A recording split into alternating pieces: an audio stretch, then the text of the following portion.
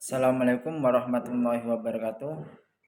Baiklah, pada kesempatan kali ini kami dari kelompok 8 akan membahas teori perubahan sosial dan globalisasi. Pada pembahasan kali ini perlu kita ketahui terlebih dahulu pengertian dari perubahan sosial. Perubahan sosial adalah suatu kerangka berpikir atau kumpulan konsep yang berusaha menjelaskan bagaimana dan mengapa masyarakat mengalami perubahan dalam berbagai aspek kehidupan, baik dalam struktur sosial, sistem nilai, norma, lembaga, maupun interaksi antar individu dan kelompok. Untuk pencetus teori ini yaitu Angus Marie Francois Comte pada tahun 1798 atau 1800 sampai 1857. Tokoh ilmuwan Perancis yang lebih dikenal dengan sebagai Bapak Sosiologi. Sejarah lain mencatat bahwa Emile Durkheim yang kebetulan pula seorang ilmuwan sosial Perancis juga berhasil melembagakan sosiologi sebagai disiplin dalam dunia akademisi. Tokoh ilmuwan lainnya seperti Max Weber dan Karl Marx, keduanya adalah ilmuwan asal Jerman, yang mana Max Weber lebih dikenal dengan teori birokrasinya, sedangkan Karl Marx lebih dikenal dengan teori sosial konfliknya. Yaitu untuk selanjutnya lahirnya teori perubahan sosial. Perlu kita ketahui bahwa teori perubahan sosial itu sudah dikenal sejak lama, yang mana teori ini baru disistemasikan atau lebih dibahas secara detail pada ilmu sosiologi, yang mana ilmu ini tokoh awalnya yaitu Ibnu Khaldun pada abad ke-13 yang sering dianggap sebagai bapak pemikir sosial. Namun sosiologi sebagai ilmu yang khusus mempelajari masyarakat, yaitu sekelompok manusia yang hidup bersama dan mengatur diri mereka baru benar-benar lahir di Eropa pada abad ke-18. Pada abad ke-18 hingga ke abad 15 ini Eropa menjadi pusat peradaban baru. Pada masa itulah ilmuwan sosial mulai menyadari pentingnya mempelajari perubahan sosial. Mereka berusaha menyusun teori-teori sosial yang menjelaskan ciri-ciri masyarakat pada setiap tahap perkembangan perubahan manusia. Baiklah, untuk selanjutnya yaitu konsep dasar teori. Di sini ada 3 konsep. Yang pertama tahap teologis, tahap metafisis, dan tahap positif.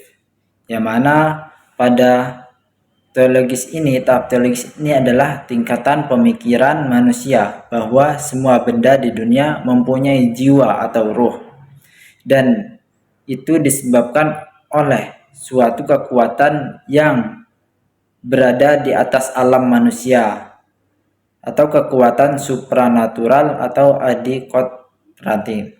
Seperti contoh, orang dahulu bilang hujan itu karena dewa lagi nangis.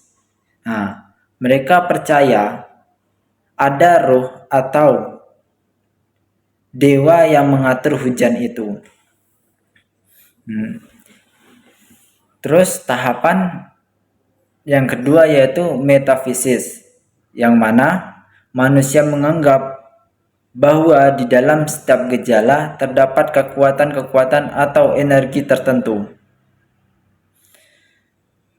yang pada akhirnya akan dapat diungkapkan mitos. Oleh karena itu, muncul adanya kepercayaan bahwa setiap cita-cita terkait pada suatu realitas tertentu dan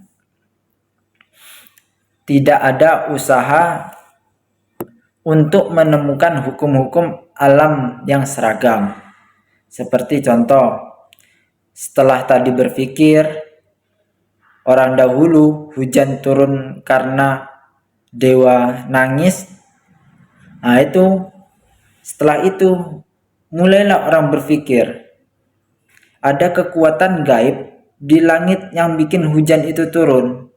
Nah, di sini kan masih misteri, tapi udah nggak langsung dewa itu menangis. Nah, dari hujan itu tadi kan muncullah energi atau misteri, hal yang misterius. Kok kenapa sih hujan itu turun? Nah, di sini itu contoh metafisis. Terus untuk tahapan yang kedua yaitu positif, adalah tahapan di mana manusia mulai berpikir secara ilmiah atau nyata.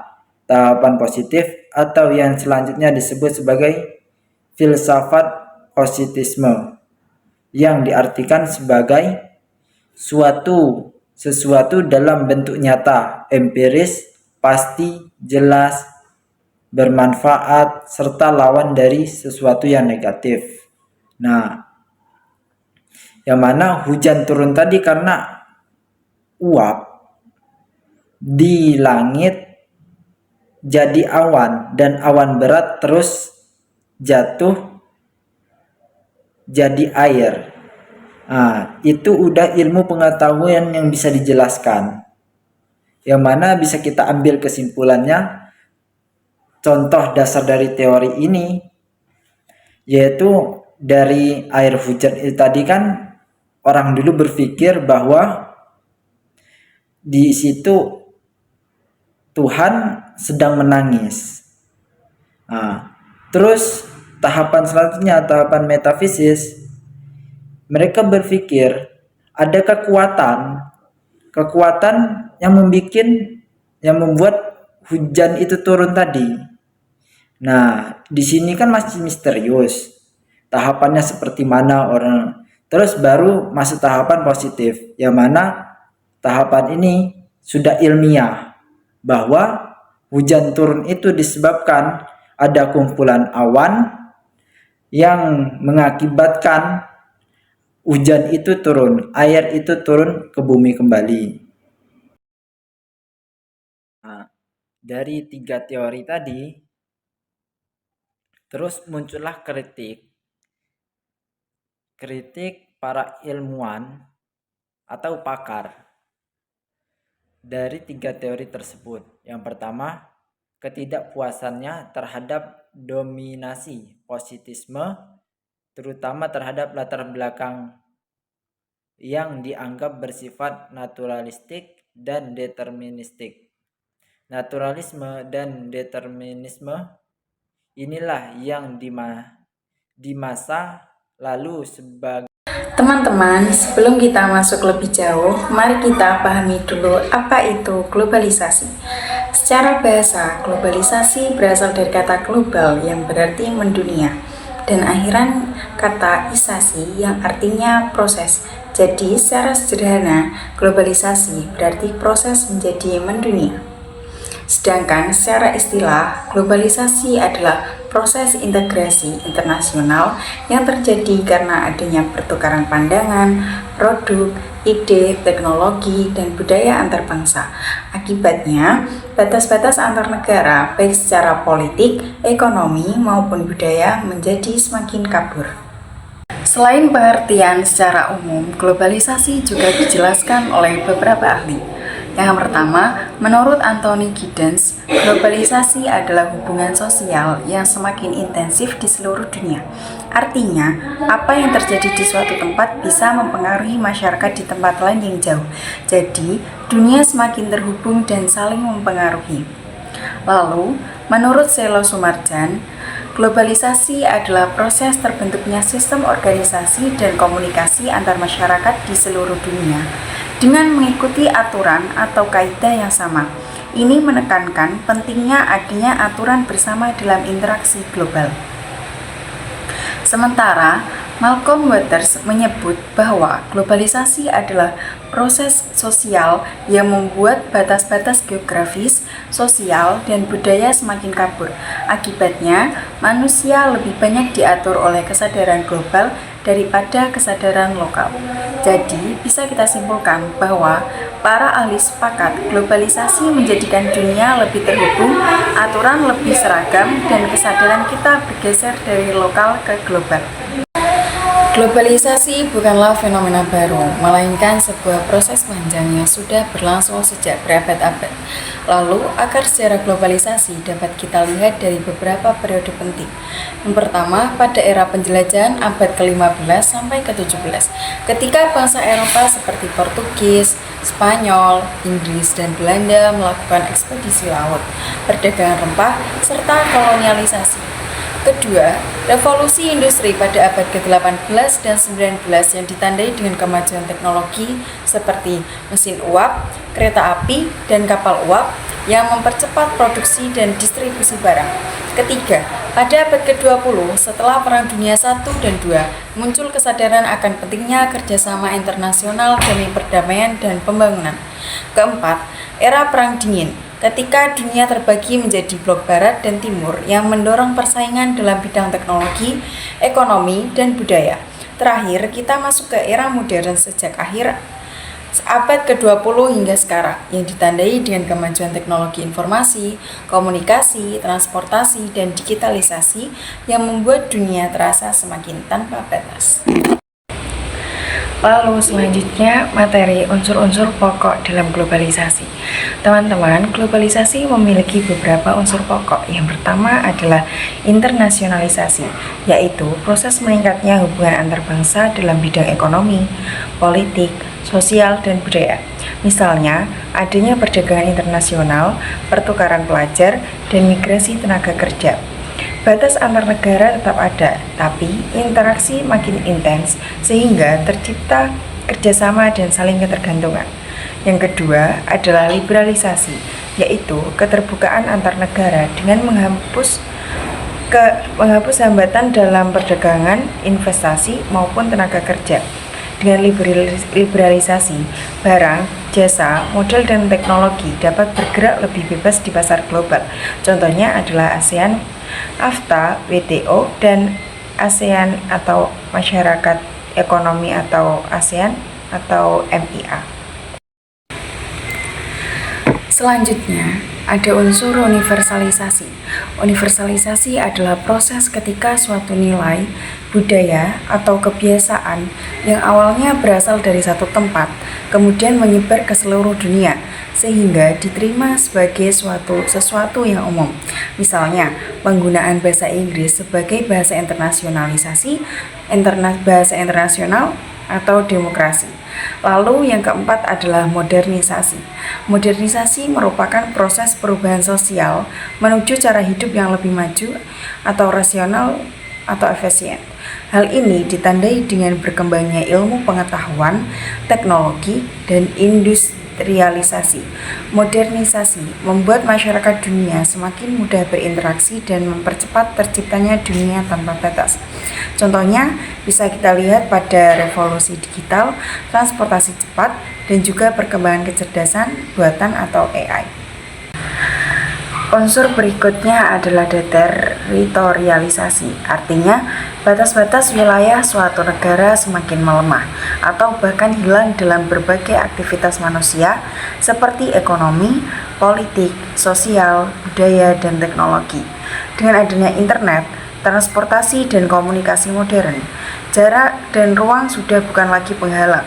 Misalnya, kita bisa menggunakan media sosial seperti Instagram atau TikTok di lintas negara atau kuliah daring di universitas luar negeri tanpa harus pindah negara. Selanjutnya, materi hubungan teori perubahan sosial dan globalisasi. Teman-teman, teori perubahan sosial membahas bagaimana masyarakat mengalami perubahan dalam nilai, norma, budaya, teknologi, maupun struktur sosial. Nah, globalisasi bisa kita lihat sebagai wujud nyata dari perubahan sosial tersebut. Misalnya, kalau dulu orang berkomunikasi lewat surat, sekarang cukup dengan media sosial. Begitu juga ekonomi yang dulu bersifat lokal kini bersifat global. Bahkan gaya hidup pun ikut berubah. Nah, selain itu, globalisasi juga mempercepat terjadinya perubahan sosial.